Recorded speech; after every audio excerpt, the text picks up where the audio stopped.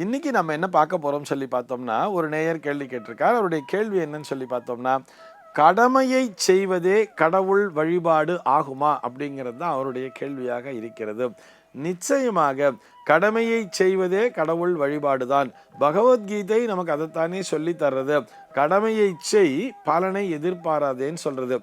எவன் ஒருவன் தன்னுடைய கடமையை சரிவர செய்து கொண்டிருக்கிறானோ அவனிடத்திலே இறைவனினுடைய சாநித்தியம் என்பது நிறைந்திருக்கும், இறை அருள் என்பது நிறைந்திருக்கும், இறைவனினுடைய பரிபூர்ண ஆசீர்வாதம் என்பது எவன் ஒருவன் தன்னுடைய கடமையை சரிவர செய்து கொண்டிருக்கிறானோ அவனுக்கு நிச்சயமாக தடையற கிடைக்கும் என்பதுதான் அதற்கான பொருள்.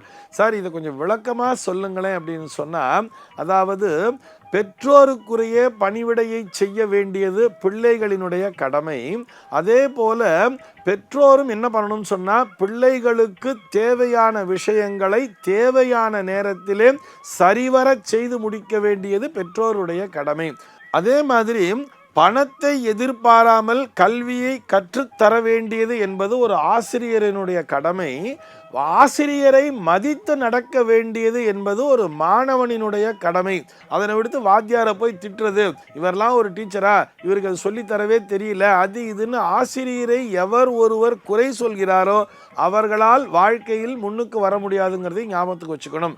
சரி, அதே மாதிரி ஒரு வியாபாரியினுடைய கடமை என்னன்னு சொல்லி பார்த்தோம்னா, கலப்படம் இல்லாத உணவு பண்டங்களை தேவையான அளவிலே அத்தனை பேருக்கும் தர வேண்டியதுதான் ஒரு வியாபாரியினுடைய கடமை. இப்படி எவர் ஒருவர் தங்களுடைய கடமைகளை சரிவர செய்து கொண்டிருக்கிறார்களோ அவர்களுக்கு இறைவனினுடைய அருள் என்பது கண்டிப்பாக கிடைக்கும். இன்னும் ஒரு படி மேலே போய் சொல்லணும்னு சொன்னால், நம்முடைய ஸ்மிருதி எப்படி தெரியுமா சொல்றது?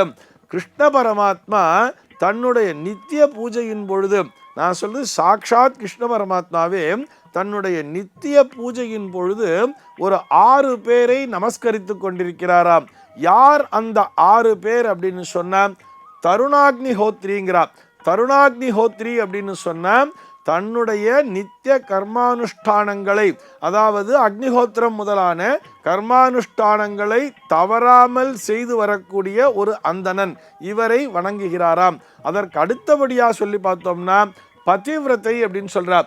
கணவனினுடைய சொல் மாறாமல் கணவனுக்கு என்ன தேவையான பணிவிடைகளை சரியாக செய்து வரக்கூடிய ஒரு பதிவிரதையை தினமும் கிருஷ்ண பரமாத்மா நமஸ்கரிக்கிறாராம்.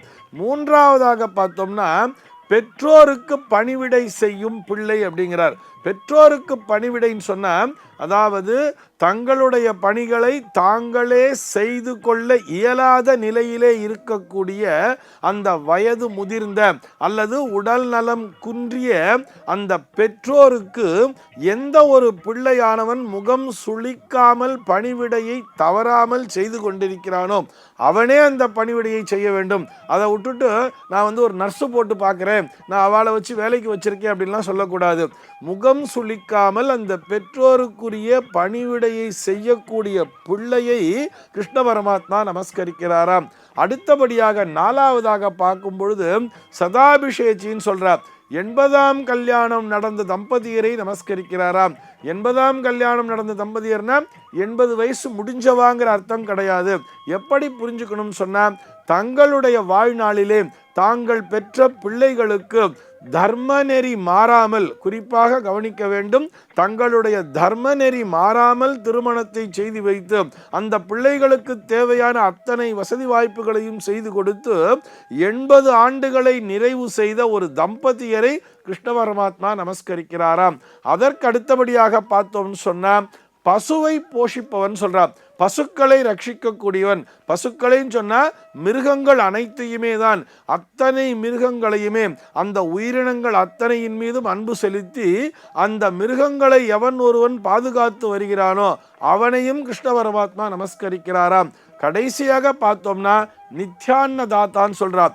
ஏழை மக்களுக்காக எவன் ஒருவன் தினசரி அன்னதானத்தினை செய்து கொண்டிருக்கிறானோ அவனையும் கிருஷ்ண பரமாத்மா நமஸ்கரிக்கிறாராம். இந்த 6 பேரை சாக்ஷாத் கிருஷ்ண பரமாத்மாவே தினசரி நமஸ்கரிக்கிறார் என்று சொன்னால், அப்படியே இந்த 6 பேரையும் அப்படியே கம்பேர் பண்ணி பாருங்களேன்.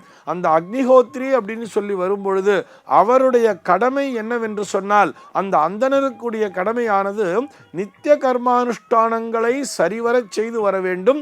அக்னிஹோத்திரத்தின் மூலமாக இந்த உலகத்திலே இயற்கையான முறையிலே அந்த மழைகளெல்லாம் பொழிய வேண்டும் என்ற பிரார்த்தனையோடு மழை பொழிந்து இந்த நாடு என்பது வளம் பெற்றிருக்க வேண்டும் என்ற அந்த பிரார்த்தனையை முன்வைத்து செய்வதுதான் இந்த அக்னிஹோத்திரம் என்பது.